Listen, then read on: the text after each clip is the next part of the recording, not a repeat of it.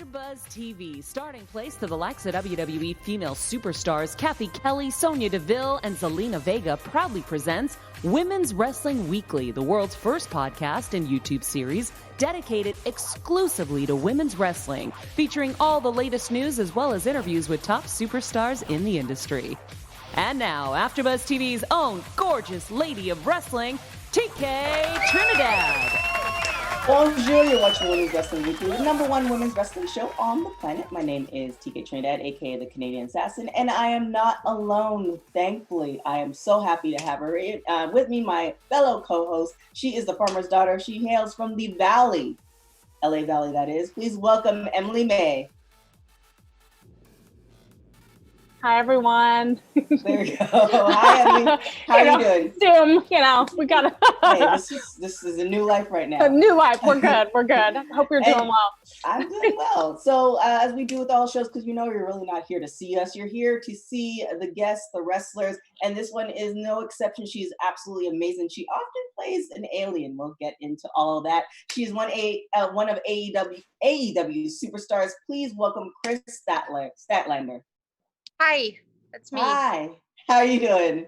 I'm doing well. Thank you. How are you all? Good. So we talked to her. We kind of looking at your background. You told us you're in Nashville. Is there any reason you're in Nashville? Well, this is where they are doing the Impact tapings. Okay. My boyfriend, this probably shouldn't be said, but he plays suicide. So, Okay. yeah. Okay, So, well, we won't dive anymore. We'll leave it right there. We'll leave it right there. So kind of tell us about, you talked about, or we've seen that you were a stunt double. Kind of tell us, have you used your stunt double experience in wrestling, and like, how did you get into wrestling? okay. So getting into wrestling, I got into it because I started doing the stunt stuff, and I went to college for a year to be an athletic trainer, and there I met a friend who was a wrestler. And I did not watch wrestling growing up at all. I had like I knew what it was, but I never really paid any interest to it. Because I was a gymnast my whole life, so I was like too busy to even like care about anything else at the time. But then yeah, I met a friend who was a wrestler, and when I told him, hey, I'm not going to be coming to school anymore because I'm going to go train to be a stunt double, he's like, oh, well, we come do shows to the area where you live, so why don't we see if we can incorporate you somehow? So I actually was like a valet for one company that's not a very big company at all. There's a small little promotion. I did that for like 2 years before I decided to start actually like looking into wrestling and figuring out what I was actually doing. So I'd say the most crossover thing that has happened with like stunts and wrestling though is kind of just my really stupid mentality of don't think, just do, and then like hope for the best. That's like the only crossover thing. That can get a little dangerous in wrestling. Yeah, I don't know if you've ever seen me, but I do stupid things a lot. So, but they look good though. They look awesome. Yeah, they definitely stand out. So when you first started, your training as a wrestler, was there a moment where certain things came to you a little bit easier because of your gymnast background and your athletic background? And then was there certain things that were just like, holy shit, this is a little harder, I'm gonna need some time to do this? So yeah, there were certain things like when you first start, you like learn how to like roll properly and bumps and stuff like that, and like getting your body to like adjust to these things wasn't so difficult because I'm used to throwing myself around all the time. Mm-hmm. I think some things that were a little bit harder to understand definitely has to do with like the psychology aspects of it.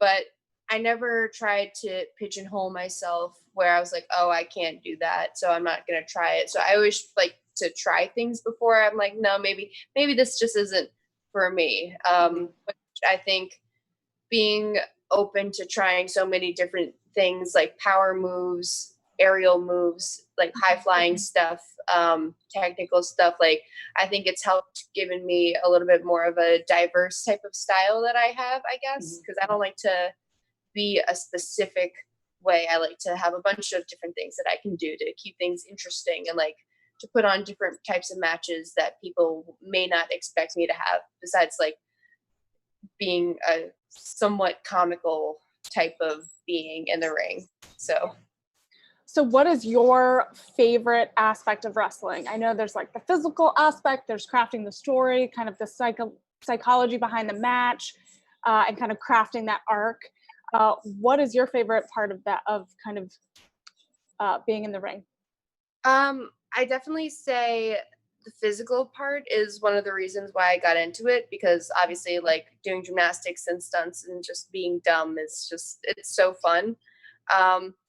But I think as that might be like the most fun part of it, I think the most rewarding and like you feel like you really have a grasp on what you're doing is sometimes when you call a match and then you go out there and it's even more fun and even better than what you expected it to be.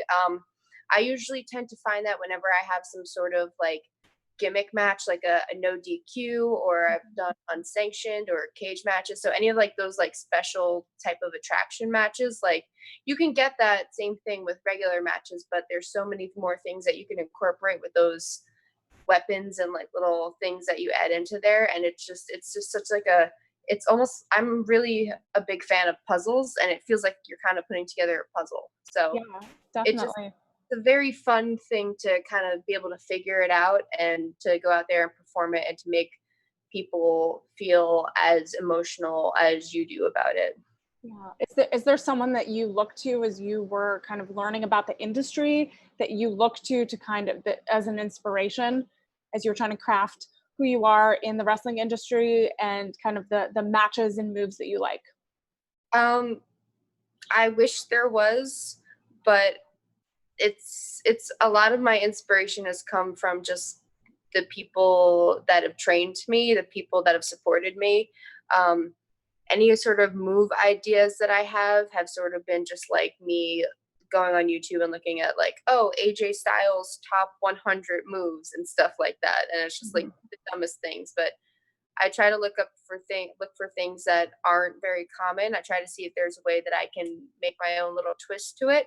And yeah, I wish there was like a specific person that I had inspiration of, but like I said, like I didn't watch wrestling growing up, so it's hard for me to have these emotional connections to people that are sort of like my peers almost now. Like other people, it's I mean, I really do wish that I could have that muse or something like that, but I just get inspired when I see people having fun, when I can help people, when people can help me, and then we can accomplish something together. That's what always has helped me the most.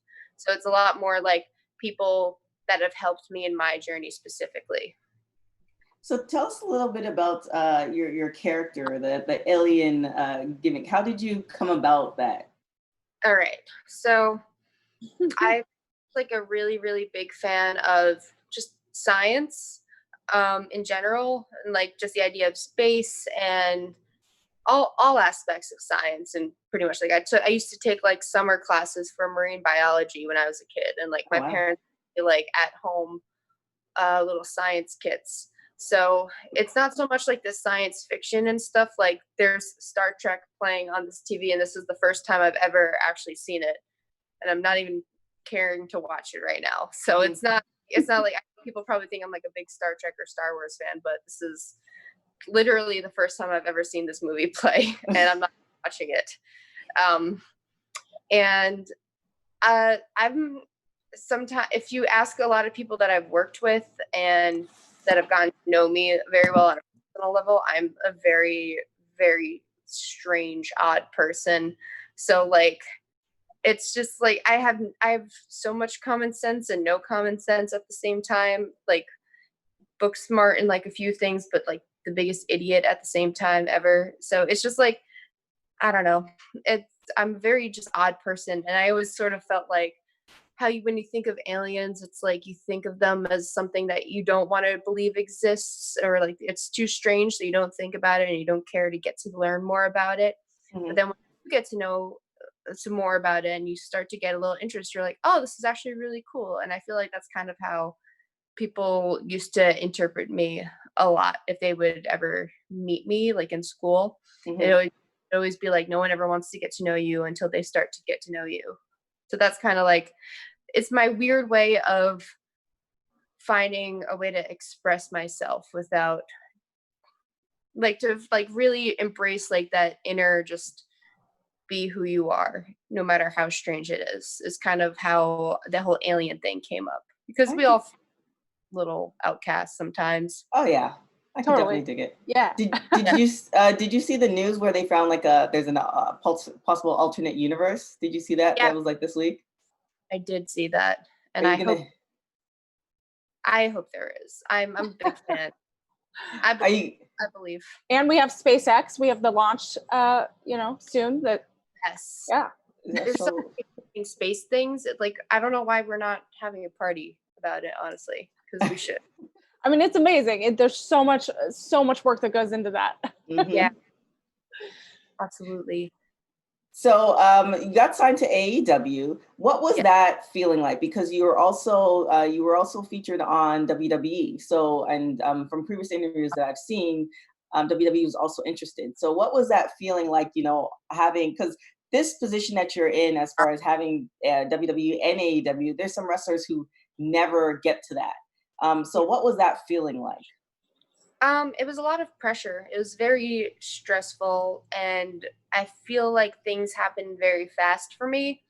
And at that point, I was like 3 years in wrestling, like 3 years since I debuted. So I felt like I wasn't ready to be taking these steps when I know people wait like 10 years to even get an opportunity. So I felt like I was almost like, it was almost like being like spoon fed to me. And I like to feel like I work hard for my things. And I'm not saying I didn't work hard in those 3 years.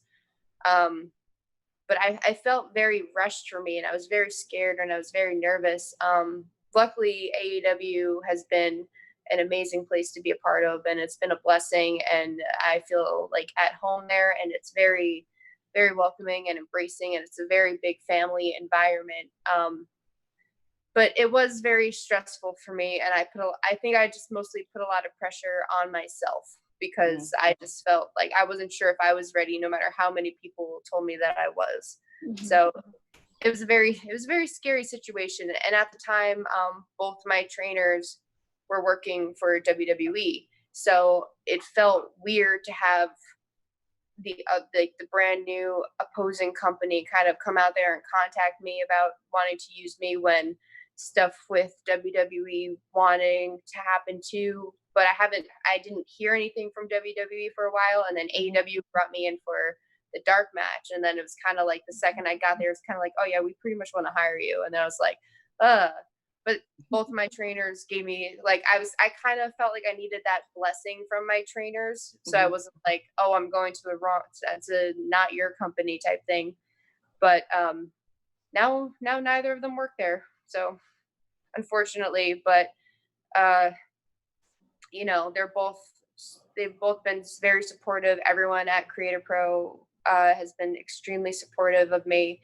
So everyone made sure that I felt comfortable and felt like reassured me that I did end up making the right decision. So And then when you got there, as far as advice, did anybody pull you aside and kind of taught you the ropes, or is there somebody that's kind of dropping little, tidbits here and there? About like TV stuff, like wrestling. Luckily, like I said, like Brian Myers, he's been wrestling on TV for a while.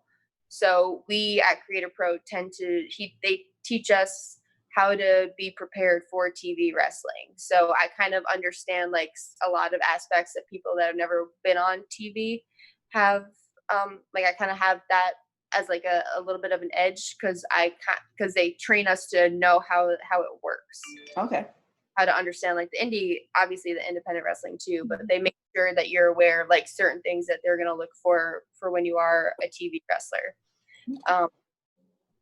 But we do have like well, we used to, before the whole pandemic stuff happened, we used to do like weekly trainings with Dustin Rhodes before the shows. So we are actively like learning and getting our skills worked up or brushed up on, and trying. And then we have our agents there too. So I wouldn't say like there's people like being like, hey, this is what you got to know to do this. It's more just everyone wants to see everyone succeed. So it's very like in the open, like we're trying our best to make our product as best as it can be.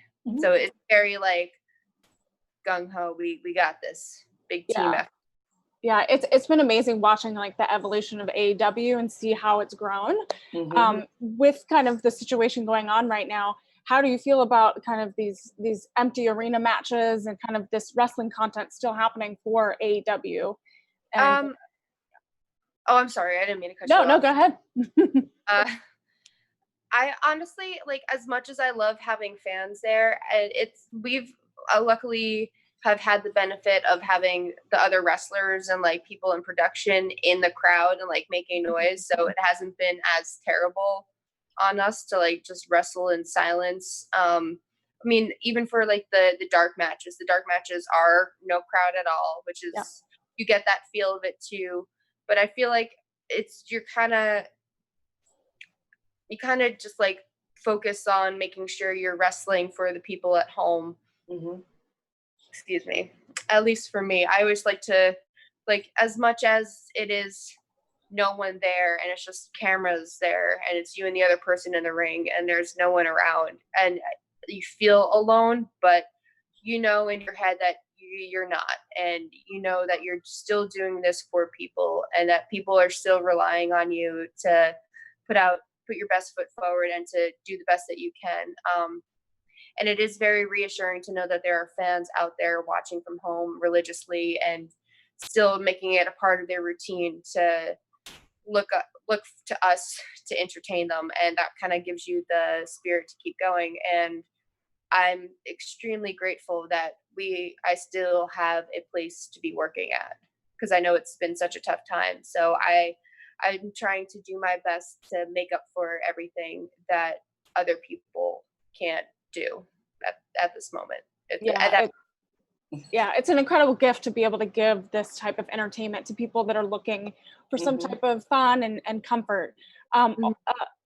Thinking of like all of your opponents that you've had so far in AEW, and you've had kind of some incredible matches.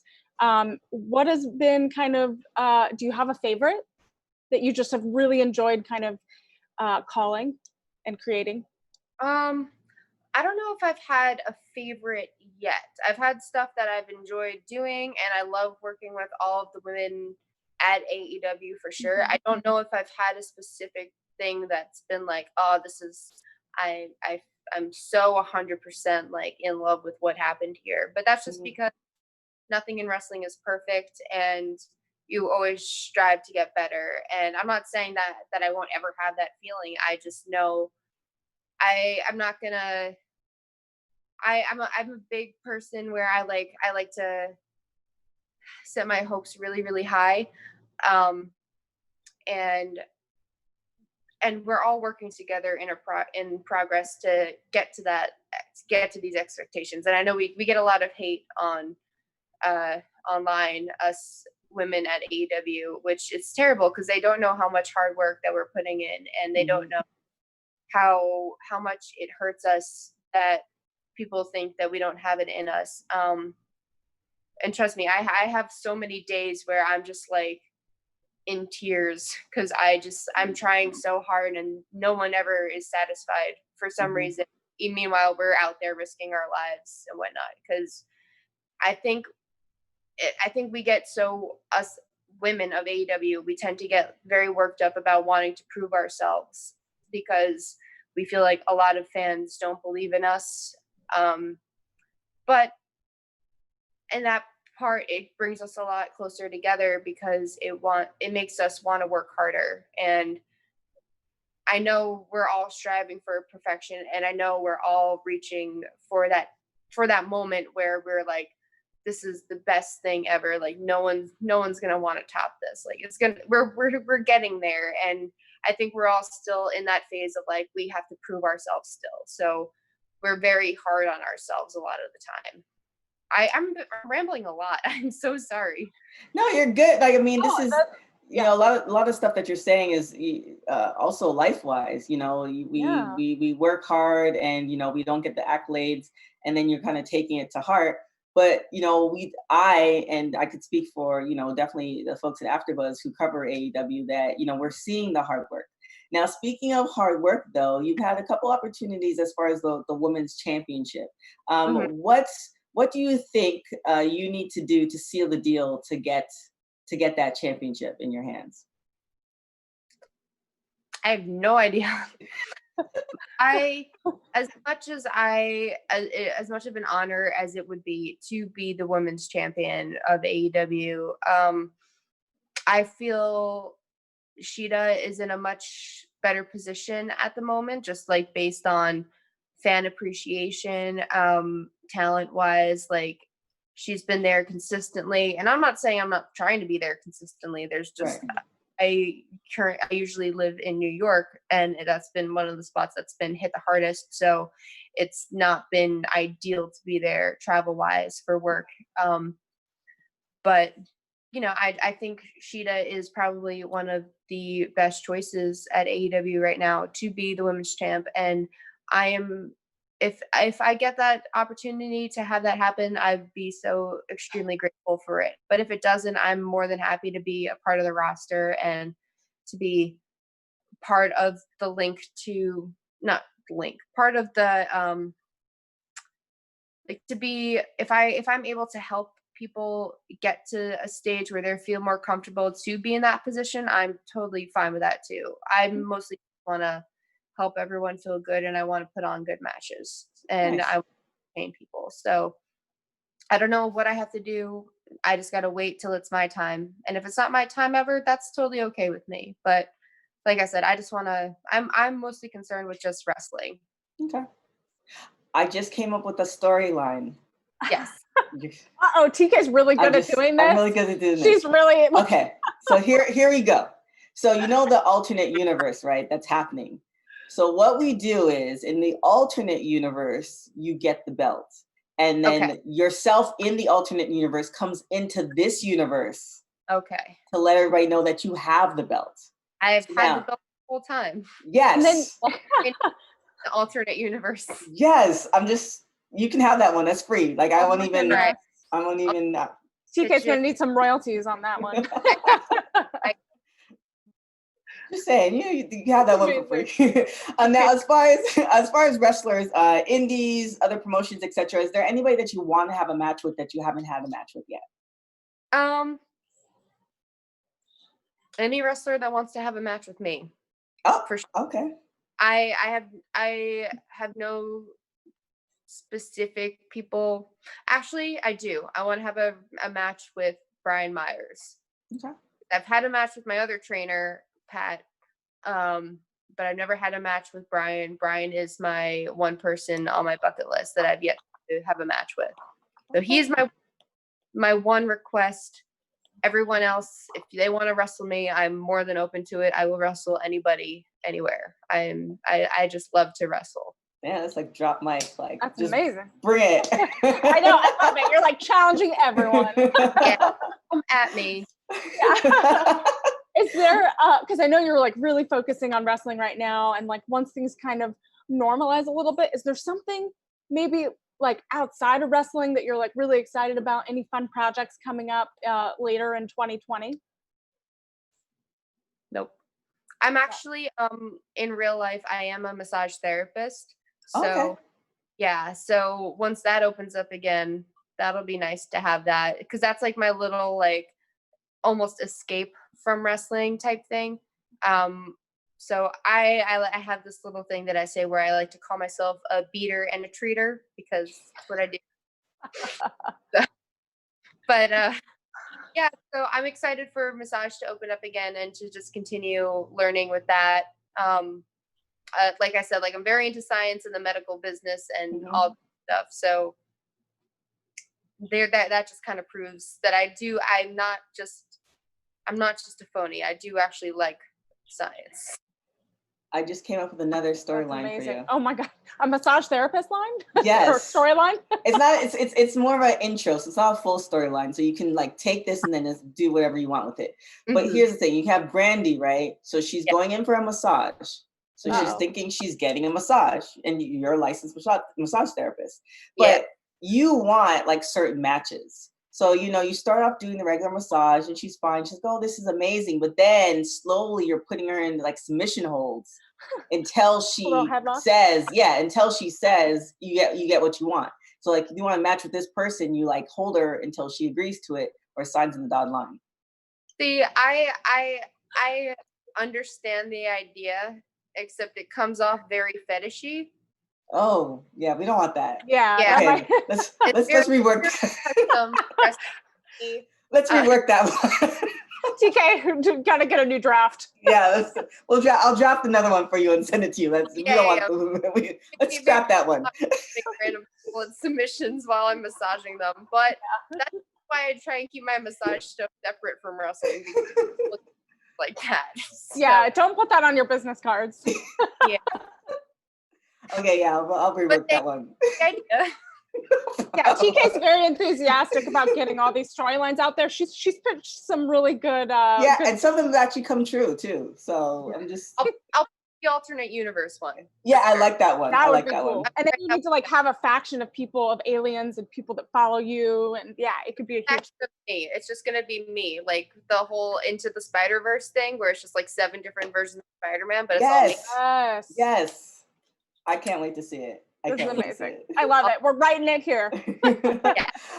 So we're going to get into anything else, Em?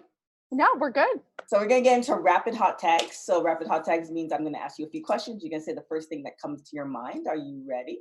I'm very nervous. Oh, it's fine. It's a safe environment. So first question, always early or always late?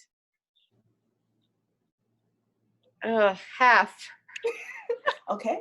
What is the one thing you love about yourself? My tattoos. Okay. Dream dinner. Them right now, but they're there. Dream dinner guest. My boyfriend. Oh, that's sweet. Last show you binge watched. I don't know. I don't binge watch shows. Okay. Let me think. What is one that you watched recently that you are like really love? What's the one with the little kids? Stranger Things. Have you seen that? No. You should watch it. Oh, you would love that. They have the alternate universe in that one. They do. I feel like me and my boyfriend watched something really weird recently. Oh, we watched this thing called Strange Planet. Oh, okay. Strange Planet. On Earth and stuff. We watched that. All right, we'll take that. If you were a crayon, what color would you be? Orange. And if you can listen to one album for the rest of your life, what would it be?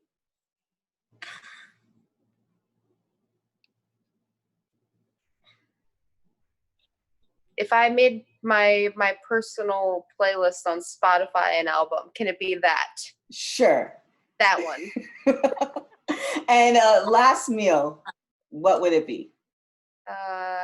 Probably something to do with eggs and a veggie burger. Okay. No, ice cream. Oh yeah. So wait, eggs, a veggie burger, and ice cream. Yes. Okay. Separately though, right?